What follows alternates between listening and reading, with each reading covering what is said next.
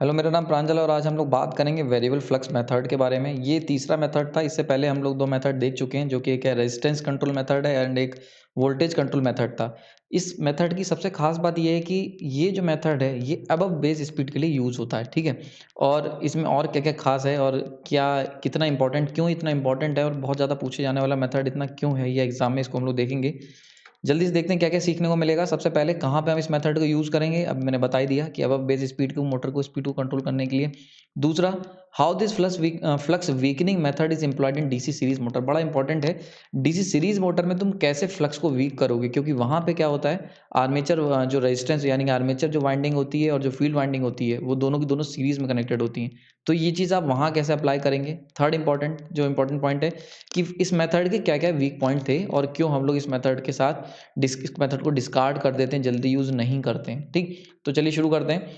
Okay, सबसे पहले अगर बात की जाए कि मैथमेटिकली समझते हैं इसको, ठीक। तो हमने दो फॉर्मूले मैंने तुम्हें पुराने लेक्चर में बता रखे हैं बेसिक्स में। एक फॉर्मूला है कि जो स्पीड होती है मोटर की, डीसी मोटर की, वो इक्वल टू होती निकल के आती वी एस माइनस का I A R A divide by K into five, ठीक। जहाँ पे ये कांस्टेंट होता है और ये होता है फ्लक्स, ठीक।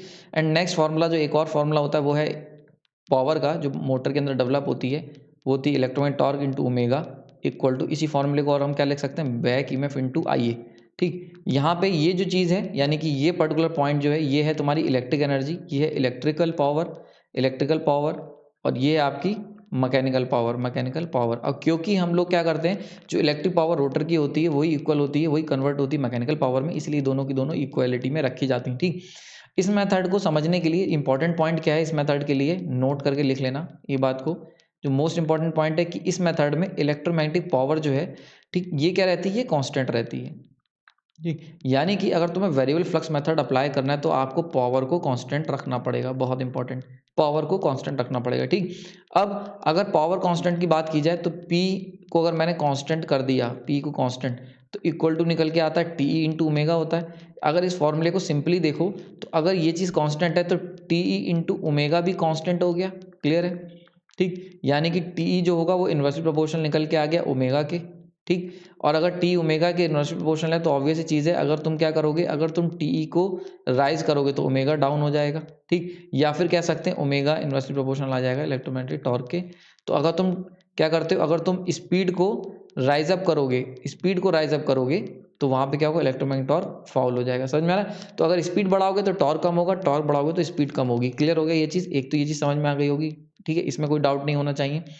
अगर हम लोग इलेक्ट्रोमैग्नेटिक पावर, सॉरी, जो पावर है उसको कांस्टेंट कर देते हैं, पी को अगर कांस्टेंट कर देते हो तो ये सिनारियो निकल के आता है। आगे चलते हैं, बड़ा इंपॉर्टेंट है। अब हम बात करते हैं फ्लक्स की, ठीक। तो अगर फ्लक्स की बात करो तो ये वाला फॉर्मूला जरा ध्यान से देखो, motor equal to V S minus का I A R A divide by K into five, ठीक। अब क्योंकि पावर कांस्टेंट है तो पावर कांस्टेंट का मतलब हो गया ई बी इंटू आई ए होता है। हम क्या करेंगे, आई ए को कांस्टेंट कर दोगे, ई बी को कांस्टेंट कर दोगे, दोनों क्या है, कांस्टेंट है, ठीक। ये कांस्टेंट है और सप्लाई को भी कांस्टेंट हो गई, क्योंकि पावर, इलेक्ट्रिक पावर सब कांस्टेंट है, सारी की सारी इलेक्ट्रिक पावर हमने क्या करी, कांस्टेंट कर दी है। तो इलेक्ट्रिक पावर कांस्टेंट है तो वी एस कांस्टेंट है, ई भी कांस्टेंट है तो ये भी कांस्टेंट हो गया, क्लियर हो गया। तो अगर ये सारे के सारे कांस्टेंट है तो एन मोटर इन्वर्सली प्रोपोर्शनल निकल के आता है फ्लक्स के, क्लियर हो रहा है। यानी कि अगर तुम फ्लक्स को रिड्यूस करोगे तो स्पीड मोटर की बढ़ती चली जाएगी। इतनी बात समझ में आ गई, समझ में आ गई। तो यानी कि यहाँ से अगर इन दो फॉर्मूले से, केवल और केवल इन दो फॉर्मूले से यूज़ करा जाए तो अगर तुम क्या करोगे, अगर आप फ्लक्स को वीक करेंगे तो स्पीड बढ़ जाएगी। और अगर तुम स्पीड को बढ़ाओगे, क्योंकि इन्वर्सली प्रोपोर्शनल है टॉर्क के, स्पीड को अगर राइज अप करोगे तो टॉर्क क्या होगा, रिड्यूस होना शुरू हो जाएगा, ठीक। समझ में आ गया। इसको ग्राफ से समझ लेते हैं जल्दी से, इसी सेम चीज़ को। अगर ग्राफ की बात की जाए तो फॉर एग्जांपल अगर आप यहाँ पे हो, ये आपका रेटेड, ये पर्टिकुलर पॉइंट ले लेते हैं, यानी कि अगर आप बात करो बेस स्पीड पे, यानी कि ओमेगा बेस पे हो, ठीक। और इस पॉइंट पे अगर इलेक्ट्रोमैग्नेटिक टॉर्क टी है, अगर तुम यहाँ से आगे बढ़ते हो, यानी कि अगर तुम फ्लक्स को वीक करते हो, तो ऐसे केस में स्पीड जो होगी तुम्हारी वो ओमेगा बी को क्रॉस कर जाएगी, क्योंकि मैंने बताया था एन मोटर इन्वर्स प्रोपोर्शनल होता है फाई के, अगर पावर कांस्टेंट है, पी इलेक्ट्रिक कांस्टेंट है, ठीक है। तो पी इलेक्ट्रिकल कांस्टेंट है तो जो स्पीड होगी वो इन्वर्सली प्रोपोर्शनल आ जाएगी फ्लक्स के, ठीक। तो जैसे ही तुम फ्लक्स को कम करोगे तो स्पीड क्या होगी, राइज अप होना शुरू हो जाएगी, और स्पीड क्या होगी, बेस स्पीड को पार कर जाएगी, ठीक। यानी कि इस पर्टिकुलर एरिया में आप एंटर कर जाएंगे फ्लक्स को वीक करते ही, ठीक। इन दो में अच्छा, अगर बेस स्पीड से पहले की स्पीड की बात करी जाए, यहाँ पे कौन कौन से मेथड लगते हैं, तो एक मेथड लगता है आपका रेजिस्टेंस कंट्रोल, जो मैं बता चुका हूँ। रेजिस्टेंस कंट्रोल मेथड हम यूज़ करते हैं बिलो बेस स्पीड पे। और दूसरा है वोल्टेज कंट्रोल। वोल्टेज कंट्रोल, जब अगर आप वोल्टेज कंट्रोल या फिर रेजिस्टेंस कंट्रोल यूज़ करोगे तो बेस स्पीड से बिलो पे डील करोगे। अगर आपने क्या करा, पावर को कांस्टेंट कर दिया, तो अगर आप रेटेड पावर कांस्टेंट कर देते हो तो ऑब्वियस सी चीज़ है, तुम्हारी रेटेड स्पीड पे आप खड़े हुए, यानी कि बेस स्पीड पे तुम आ गए। बेस स्पीड बेसिकली कौन सी स्पीड होती है, ऐसी स्पीड होती है जिस पे आप रेटेड वोल्टेज देते हो, रेटेड इलेक्ट्रिक पावर जो है, रेटेड इलेक्ट्रिक पावर आप सप्लाई कर रहे हो। तो जब तुमने रेटेड इलेक्ट्रिक पावर सप्लाई करी और इसे कांस्टेंट कर दिया, फिक्स कर दिया, ठीक, तो आप क्या हो, बेस स्पीड पे खड़े हुए। इस समय तुम कहाँ पे हो, बेस स्पीड पे आप खड़े हुए हो। अब अगर मैं ऐसे पॉइंट पे जाके फ्लक्स को कम करता हूँ, तो ऑब्वियस सी चीज़ है, जो तुम्हारी फ्लक्स की जो स्पीड, फ्लक्स को कम करने से स्पीड राइज अप होगी, वो कहाँ होगी, अबव बेस स्पीड, यानी कि ये क्या होगी, अबव बेस स्पीड, यानी कि अब तुम क्या करोगे, बेस स्पीड को पार कर जाओगे। ठीक, तो अगर फ्लक्स वीकनिंग मेथड आप इस्तेमाल कर रहे हो और आपने पावर कांस्टेंट कर दिया, तो ऑब्वियस चीज़ है, तुम क्या करोगे, बेस स्पीड के आगे जाने की कोशिश कर रहे हो। ठीक, ऐसे में क्या होगा, इलेक्ट्रोमैग्नेटिक टॉर्क पे क्या असर पड़ेगा, इलेक्ट्रोमैग्नेटिक टॉर्क जो होगा वो रिड्यूस होना शुरू हो जाएगा। ठीक, तो इलेक्ट्रोमैग्नेटिक टॉर्क क्या होगा, रिड्यूस होना शुरू हो जाएगा। अगर मान लेते हैं बेस स्पीड से पहले वो टी था, तो बेस स्पीड पे अगर इलेक्ट्रोमैग्नेटिक टॉर्क, जो बेस टॉर्क या रेटेड टॉर्क मिल रहा था, अगर वो इलेक्ट्रोमैग्नेटिक टॉर्क टी है, तो अगर तुम अब बेस स्पीड पे जाने की कोशिश करोगे तो इलेक्ट्रोमैग्नेटिक टॉर्क क्या होगा, रिड्यूस होना शुरू हो जाएगा, फॉल होना शुरू हो जाएगा। ठीक, इसमें कोई डाउट नहीं होना चाहिए। आई होप समझ में आ गया होगा। ठीक, तो यानी कि हमने ये सीख लिया कि ये मेथड कहाँ यूज़ करना है। तो देखो, ये मेथड हम लोग अब बेस स्पीड पे यूज़ करेंगे अगर हमें मोटर को बेस स्पीड के ऊपर चलाना है। ठीक है, रेटेड स्पीड के ऊपर चला रहा है तो हम ये मेथड यूज़ करेंगे। कैसे काम करता है, सिंपल है, आपको क्या करना है, फ्लक्स को वीक करना है। फ्लक्स वीक करने से स्पीड बढ़ जाएगी, क्योंकि अब आप बेस स्पीड चले जाओगे। ठीक, और ऐसा करने पे क्या होगा, टॉर्क की जो वैल्यू होगी वो रिड्यूस होना शुरू हो जाएगी रेटेड वैल्यू से। ठीक, इंपॉर्टेंट चीज़ जो है इसमें कि इसके अंदर जो इलेक्ट्रिक पावर है वो कांस्टेंट रखनी पड़ती है। इलेक्ट्रिक पावर कांस्टेंट रखोगे तभी तुम रेटेड स्पीड पे खड़े हो पाओगे। ऑब्वियस सी चीज़ है, आपको अब बेस स्पीड जाना है, तो बेस स्पीड पे कब चलेगी मोटर, जब तुमने पावर, रेटेड पावर दे रखी होगी, यानी कि एक बेस पावर दे रखी होगी। अब अगर तुम्हें उसके ऊपर जाना है तो तुम्हें इलेक्ट्रोमैग्नेटिक जो तुमने पावर दी हुई है, इलेक्ट्रिक पावर, उसे कांस्टेंट रखना पड़ेगा उस पॉइंट पे। तो इसीलिए इस पूरे प्रोसेस के अंदर जो इलेक्ट्रिक पावर होती है उसको हम लोग क्या करते हैं, कांस्टेंट रखते हैं। क्लियर हो गया, यहाँ पे इलेक्ट्रिक पावर कांस्टेंट रखते हैं। वहीं से आप ये दोनों चीज़ें समझ सकते हो। ठीक, ये कर्व समझ में आ गया होगा। चलिए, अब बात आती है बड़ी इंपॉर्टेंट। यहाँ तक हमने देख लिया कि मेथड कहाँ यूज़ होना है, अब बेस स्पीड पे यूज़ होना है, कैसे करना है वो भी हमने देख लिया। अब चीज़ है, करा कैसे जाएगा, यानी कि फ्लक्स को वीक कैसे कर सकते हो, तो फ्लक्स वीकनिंग मेथड समझ लो। ठीक है, फ्लक्स को कैसे वीक करोगे, ठीक, फ्लक्स को वीकनिंग मेथड समझ लो, वो कैसे कर सकते हैं। तो यहाँ पे हमारे पास मोटर जो होती है वो दो तरीके की होती है। ठीक, दो तरीके की मोटर होती है, एक होती है शंट एंड एक होती है सीरीज। ठीक है, सबसे पहले शंट को देखते हैं, बहुत सिंपल है। शंट में क्या होता है, अगर आपके पास ये आर्मेचर वाइंडिंग है और यहाँ पे आर्मेचर वाइंडिंग लगी हुई है, तो शंट क्या होती है, पैरेलल में लगी होती है इसके। ठीक, तो शंट जो है, इसके अंदर जो फ्लक्स बनेगा, यानी कि फाई एफ, वो किस पे डिपेंड करेगा, आई एफ पे डिपेंड करेगा। शंट के अंदर जो बनने वाला फ्लक्स है वो उसके अंदर से पास होने वाले फील्ड करंट पे डिपेंड करेगा। क्लियर हो रहा है। अच्छा, अगर तुम्हें फ्लक्स वीकनिंग मेथड अप्लाई करना है तो क्या करते हैं, इसके अंदर हम लोग रेजिस्टेंस इंसर्ट कर देते हैं सीरीज में, आर एफ। ठीक, आर एफ की जगह एक काम करते हैं, इसको एक और नाम देते हैं, आर कंट्रोल कह देते हैं, आर सी। आर एफ तो इसका रेजिस्टेंस होता है फील्ड वाइंडिंग का। ठीक, तो हमने क्या करा, एक इसके अंदर एक कंट्रोल रेजिस्टेंस डाल दिया। ठीक, शंट के बारे में बात कर रहा हूँ मैं, तो शंट के अंदर हमने कंट्रोल रेजिस्टेंस डाल दिया, आर सी। अब देखो, अगर आर सी की वैल्यू राइज अप कर दोगे, ठीक, तो ऐसे में क्या होगा, जो आई एफ की वैल्यू वो रिड्यूस हो जाएगी। ऑब्वियस सी चीज़ है, अगर इस पाथ का रेजिस्टेंस ज़्यादा होगा तो करंट कम फ्लो करेगा, सिंपल सा ओम्स लॉ। ठीक, तो ऐसे में क्या होगा, आर सी की वैल्यू राइज करोगे तो फील्ड करंट कम हो जाएगा। फील्ड करंट कम होगा तो फील्ड फ्लक्स जो होगा फाई है वो भी कम हो जाएगा, और फील्ड फ्लक्स अगर कम हो गया तो यहाँ से आप एंटर कर जाओ किसमें, फ्लक्स वीकनिंग मेथड के अंदर, फ्लक्स वीकनिंग मेथड में एंटर कर जाओगे। ठीक, तो ये सिंपल सा शंट मोटर को फ्लक्स वीकनिंग कंट्रोल करना बहुत ईजी होता है, समझ में आ गई होगी, कोई डाउट नहीं होना चाहिए। आप क्या करो, एक सिंपल सा एक कंट्रोल रेजिस्टेंस ले लो और उसको वेरिएबल कंट्रोल रेजिस्टेंस ले लो, उसको सीरीज में पुट कर दो फील्ड वाइंडिंग के साथ। जैसे जैसे तुम रेजिस्टेंस की वैल्यू रियोस्टेट से बढ़ाते चले जाओगे, वैसे वैसे फील्ड करंट क्या होगा, डाउन होता चला जाएगा, और इसके डाउन होने से फ्लक्स जो होगा, फील्ड फ्लक्स, वो भी रिड्यूस होता चला जाएगा और आप फ्लक्स वीकनिंग मेथड में एंटर कर जाएंगे। क्लियर हो गया। आगे चलते हैं, सीरीज को जरा ध्यान से समझते हैं। सीरीज, सीरीज के साथ प्रॉब्लम क्या हुई, सीरीज के साथ दिक्कत सबसे बड़ी ये है, इसके अंदर आर्मेचर वाइंडिंग, ठीक, और sorry, series winding, series field winding, S F W लिख देता हूँ, सीरीज फील्ड वाइंडिंग और आर्मेचर वाइंडिंग, ये क्या है, सीरीज में लगे हुए हैं। ठीक। तो अगर आप क्या करते हो, अगर तुम क्या करते हो, अगर आप इस सीरीज फील्ड वाइंडिंग को डिस्टर्ब करते हो, यानी कि अगर इसका रेजिस्टेंस हाई करते हो, जैसा कि हमने इसमें किया था डीसी शंट में, अगर मैं इसके अंदर एक रेजिस्टेंस यहाँ लगा दूँ, ठीक, आरसी, और आरसी की वैल्यू को राइज अप करूँ, तो अगर तुमने आरसी की वैल्यू को बढ़ाया तो ऐसे केस में क्या होगा, आईए की वैल्यू सीधे सीधे अफेक्ट होगी, आईए की वैल्यू रिड्यूस हो जाएगी, क्योंकि यहाँ पे कौन सा जा रहा है, आईए। ठीक। सीरीज़ के अंदर क्या होता है, सीरीज़ के अंदर जो फील्ड करंट फाई एफ होता है वो कितना होता है, फाई ए के बराबर होता है, यानी कि जो फील्ड करंट होता है वही इक्वल होता है आर्मेचर करंट के। ये बात सब लोग जानते हैं। ठीक। तो अगर तुमने क्या करा, आर कंट्रोल को जैसा कि तुमने शंट में किया था, सीरीज़ में लगा दिया था फील्ड वाइंडिंग के, वैसे ही तुमने सीरीज़ में अगर लगा दिया सीरीज़ वाइंडिंग के, तो ऐसे केस में क्या होगा, आरसी को अगर राइज अप करोगे तो आईए क्या होगा, सीधे सीधे अफेक्ट होगा, और इस पूरे सर्किट में फ्लो होने वाला करंट जो होगा वो रिड्यूस हो जाएगा। जैसी करंट रिड्यूस होगा तो ऑब्वियस सी बात है, जो तुम्हारा पी इलेक्ट्रिक जो तुमने कांस्टेंट लिया था वो कांस्टेंट नहीं रहेगा, और पूरा का सिस्टम जो होगा वो अफेक्ट हो जाएगा।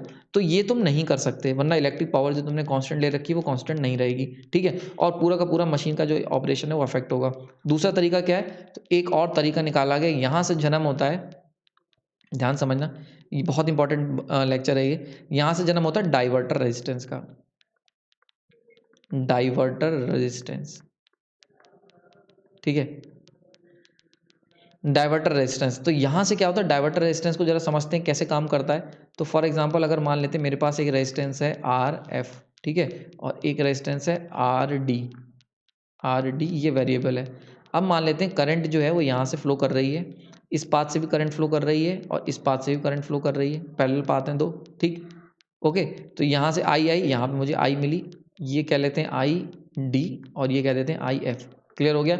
अब अगर मुझे आई एफ को राइज अप करना है, मैं चाहता हूँ बहुत ज़्यादा आई एफ फ्लो करे, तो सिंपल सी चीज़ है, पैरेलल पाथ में क्या होता है, अगर आप रेजिस्टेंस को, लीस्ट रेजिस्टेंस का फॉर्मूला होता है, लीस्ट रेजिस्टेंस का कॉन्सेप्ट होता है, फॉर्मूला नहीं, रेजिस्टेंस का कॉन्सेप्ट क्या होता है कि अगर आप रेजिस्टेंस की वैल्यू राइज अप कर दोगे तो करंट की वैल्यू क्या होगी, रिड्यूस हो जाएगी।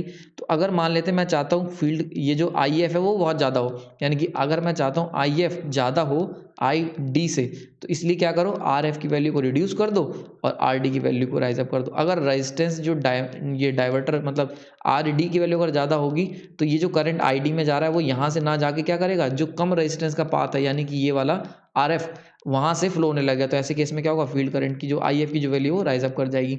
समझ में आया। सिंपल सा कॉन्सेप्ट है। अगर आपके पास दो रास्ते हैं तो तुम उस रास्ते से जाना, करंट उस रास्ते से जाना प्रेफर करता है जहाँ पे रेजिस्टेंस कम हो। ठीक, तो ये जो है रेजिस्टेंस अगर तुम इस रास्ते का बढ़ा दोगे तो मेजर करंट जो है वो यहाँ से पास होने लगेगा लीस्ट रेजिस्टेंस पाथ से। क्लियर हो गया, ये चीज़ समझ में आ गई। सिंपल सा लॉजिक है, वही हमने यहाँ डीसी सीरीज में यूज़ करा। ठीक, तो देखो हमने डीसी सीरीज में क्या करा, हमने जो फील्ड वाइंडिंग थी, ठीक, ये रही तुम्हारी field winding, series field winding. ठीक, इसका रेजिस्टेंस क्या होगा, इसका रेजिस्टेंस होगा आर ए। ठीक, आर सीरीज कहते हैं, सॉरी आर सीरीज। ठीक है, आर ऐसी, इसके पैरेलल में हमने एक लगाया diverter resistance R D, diverter. Clear हो गया। बाकी तुमने क्या करा, सिस्टम सेम सेम रखा, यहाँ पे तुम्हारा आर्मेचर वाइंडिंग है और ये सिस्टम बन गया। ठीक, अब देखो यहाँ से करंट आ रहा है आइए, और यहाँ पे भी करंट जा रहा है आइए। क्लियर हो गया। ये आइए जो है दो पार्ट्स में डिवाइड हो जा रहा है, एक पार्ट ये ले लेते हैं, ये हो गया तुम्हारा आई डी, और एक हो गया आई एफ। क्लियर हो गया। यहाँ से आई एफ और आई डी में डिवाइड हो गया, वापस से करंट जब यहाँ पहुँचेगा तो आई ए में कन्वर्ट हो गया, क्योंकि ये क्या हो रहा है आई डी प्लस, तो आई ए जो है आर्मेचर करंट वो इक्वल टू होता है diverter current, diverter resistance current plus I field current. Clear हो गया। अब तुम्हें क्या करना है, हम बात कर रहे हैं यहाँ पे फील्ड यानी कि फाइव सीरीज के वीक करने की, कम करने की। तो अगर तुम्हें फ्लक्स को वीक करना है सीरीज फील्ड वाइंडिंग के, तो इसके लिए तुम्हें क्या करना पड़ेगा, आई सीरीज को, और यहाँ पे क्या लिखा है फील्ड लिखा हुआ है, तो आई एफ को वीक करना पड़ेगा। ठीक, और आई एफ को वीक करने का क्या तरीका है, आई एफ को वीक करने का तरीका है आई डी को क्या करो, राइज अप कर दो, आई डी को बढ़ा दो, क्योंकि जब आई डी बढ़ जाएगा तो क्या होगा, जो आर्मेचर करंट जो है दोनों में डिवाइड हो रहा है। अगर आई डी की वैल्यू बहुत ज़्यादा बढ़ा दोगे तो आई एफ की वैल्यू ऑब्वियस सी बात है कम हो जाएगी। यानी कि अगर अगर हम डाइवर्टर करंट को बढ़ा दें तो ऑब्वियस सी चीज़ है, जो सीरीज वाइंडिंग से जो करंट पास हो रहा है आई एफ, वो कम करंट पास होगा। ठीक, तो यानी कि आई डी की वैल्यू बढ़ा दो। आई डी की वैल्यू कैसे बढ़ सकती है, यानी कि ऐसा कैसे हो सकता है कि ज़्यादा करंट डाइवर्टर से पास हो, तो उसके लिए डाइवर्टर रेजिस्टेंस की वैल्यू लो कर दो। क्लियर हो रहा है, यानी कि रियोस्टेट जो है वो मिनिमम वैल्यू पे सेट कर दो। ठीक, अगर हम आर डी की वैल्यू जीरो कर देंगे, यानी कि अगर इसको शॉर्ट सर्किट कर दोगे तो सारा का सारा करंट जो होगा आइए वो यहाँ से पास हो जाएगा, सीरीज वाइंडिंग से कोई भी करंट नहीं पास होगा, और ऐसे केस में फ्लक्स इक्वल टू जीरो हो जाएगा। बहुत इंपॉर्टेंट। क्लियर हो रहा है? तो फ्लक्स जो सीरीज से होगा वो जीरो हो जाएगा अगर तुमने आरडी को जीरो कर दिया। तो नॉर्मली ऐसा नहीं करते हैं। ठीक, क्लियर हो गया? तो कंट्रोल क्या निकल के आया? कंट्रोल सिंपल सा निकल के आया, आप आरडी की वैल्यू को रिड्यूस करते जाइए, उसकी वजह से क्या होगा, जो फील्ड फ्लक्स है वो फाई सीरीज वो क्या होगा, रिड्यूस होता चला जाएगा। क्योंकि आरडी को तुम रिड्यूस करोगे, इससे क्या होगा, आईडी की वैल्यू राइज अप होगी, इससे क्या होगा, आईए की वैल्यू रिड्यूस हो जाएगी, सॉरी आई सीरीज की वैल्यू, और आई सीरीज की वैल्यू रिड्यूस होने से फाई सीरीज रिड्यूस हो जाएगा। ये तो हम चाहते थे। जैसी फाई सीरीज कम होगा जितना होना चाहिए रेटेड से, तो आप तुरंत ही फ्लक्स वीकनिंग कंट्रोल में एंटर कर जाओगे, फ्लक्स वीकनिंग कंट्रोल। और डाइवर्टर रेजिस्टेंस की खास बात क्या है, इसकी जो मेन बात ये है कि इससे क्या होता है, आईए रिमेन अनअफेक्टेड, आईए रिमेन अनअफेक्टेड, यानी कि तुमने अपना काम भी कर लिया, फील्ड फ्लक्स को वीक भी कर लिया सीरीज फील्ड वाइंडिंग के, और आर्मेचर करंट जो है उस पर भी कोई इफेक्ट नहीं पड़ा। ये कैसे हो पाया, ये सारी चीजें क्यों हो पाई, क्योंकि with the help of diverter resistance, RD diverter resistance. तो डाइवर्टर रेजिस्टेंस की मदद से तुमने अपने सारे काम पूरे कर लिए, यानी कि सीरीज के फ्लक्स को भी रिड्यूस कर लिया और without affecting the armature current, यानी कि आर्मेचर करंट को बिना अफेक्ट करे हुए। क्लियर हो गया? तो ये खास बात होती है, यानी कि ये खूबी होती है डाइवर्टर रेजिस्टेंस की। समझ में आ गया होगा, इसमें कोई डाउट नहीं होना चाहिए। नाउ बात कर लेते हैं किस रेंज तक की स्पीड पॉसिबल है। तो भैया जो रेंज होती है फ्लक्स वीकनिंग मेथड में, उसकी रेंज होती है 8:1 तक की होती है, यानी कि 8 गुना तक तुम स्पीड को नॉर्मल के ऊपर ले जा सकते हो। बहुत इंपॉर्टेंट, यानी कि अगर तुम्हारी नॉर्मल स्पीड 200 आरपीएम है तो 8 टू जा इंटू 8, यानी कि 8 टाइम्स 8 इंटू 200, यानी कि 1600 आरपीएम तक तुम स्पीड को ले जा सकते हो मैक्सिमम, अगर आप फ्लक्स वीकनिंग मेथड का इस्तेमाल करते हो। ठीक, ओके, समझ में आ गई होगी। अच्छा, इससे ऊपर क्यों नहीं ले जा सकते, 8 गुना ही क्यों? तो जो अपर लिमिट होती है, यानी कि जो अपर लिमिट होती है, कितनी ऊपर ले जा सकते हो फ्लक्स वीक करते करते करते करते कितने ऊपर तक ले जा सकते हो, ये किस पे डिपेंड करता है, इसको समझ लो। तो अपर लिमिट जो होती है, अपर लिमिट, ठीक है, फ्लक्स वीकनिंग मेथड में जो स्पीड की हाईएस्ट लिमिट, यानी कितनी स्पीड तक तुम बढ़ा सकते हो, यानी कि ये जो 8 लिखा है, ये 8 की जगह 9 क्यों नहीं हो गया? ठीक है, तो ये किस पे डिपेंड करता है, ये डिपेंड करता है दो चीज़ों पे। पहली चीज़ है मैकेनिकल डिज़ाइन। मैकेनिकल डिज़ाइन होता क्या है कि जब तुम स्पीड बढ़ाते चले जाओगे तो इतनी ज़्यादा, यानी कि एक कोई मशीन तुम्हारी रेटेड, उसकी स्पीड अगर है, रेटेड स्पीड थी, ये क्या थी, ये थी तुम्हारी रेटेड स्पीड, यानी कि वो बनी है 200 आरपीएम पे चलने के लिए, और तुम उसे 1600 आरपीएम में चला रहे हो, तो ऑब्वियस सी चीज़ है वहाँ पे तोड़फोड़ होना शुरू हो जाएगी। तो मैकेनिकल डिज़ाइन अगर तुम्हारा बहुत ज़्यादा स्ट्रांग नहीं है, तो मशीन जो होगी, ऑब्वियस सी चीज़ है, तुम उसको 8 टाइम्स भी नहीं चला पाओगे, बल्कि कम पे चलाना पड़ेगा। अगर तुमने लेकिन बहुत अच्छी कंपनी मशीन ली है कि कितनी भी स्पीड पर चला सकते हो, तो वहाँ पे इन डेट केस तुम इसको 9-10 भी ले जा सकते हो। ठीक, समझ में आ गया। इसी तरीके से अगर बात करी जाए, एक और चीज़ होती है जो फैक्टर है, वो है sparking, sparking at commutators. Commutator पे क्या होता है, कम्यूटेटर पे मैंने बताया था कि भाई ब्रशेस होते हैं, ये ब्रश होते हैं, और ये होता है कम्यूटेटर सेगमेंट, होता है कुछ इस तरीके का। ठीक है, कम्यूटेटर सेगमेंट होता है। ठीक, और ये ब्रश जो होते हैं इस पे मूव कर रहे होते हैं इस तरफ से, ये डिपेंड करता है इनकी स्पीड जो होती है, यानी कि ट्रांजिशन टाइम कह सकते हैं, या कम्यूटेशन टाइम, टीसी। जो कम्यूटेशन टाइम होता है वो किस पे डिपेंड करता है, वो स्पीड पे डिपेंड करता है। अगर स्पीड बहुत ज़्यादा तेज होगी तो कम्यूटेशन टाइम कम होगा, अगर कम्यूटेशन टाइम कम होगा तो ऑब्वियस सी चीज़ है, इंडक्टिव इफेक्ट बहुत ज़्यादा होगा, यानी कि करंट का जो रिवर्सल है वो बहुत तेज हो रहा है। जितना ज़्यादा करंट का रिवर्सल होगा उतनी ज़्यादा ही इंडक्टिव इफेक्ट पिक्चर में आएगा, और उतनी ज़्यादा स्पार्किंग को रिजल्ट होगी। समझ में आ रहा है? उतनी ज़्यादा स्पार्किंग जो होगी वो आपको देखने को मिलेगी।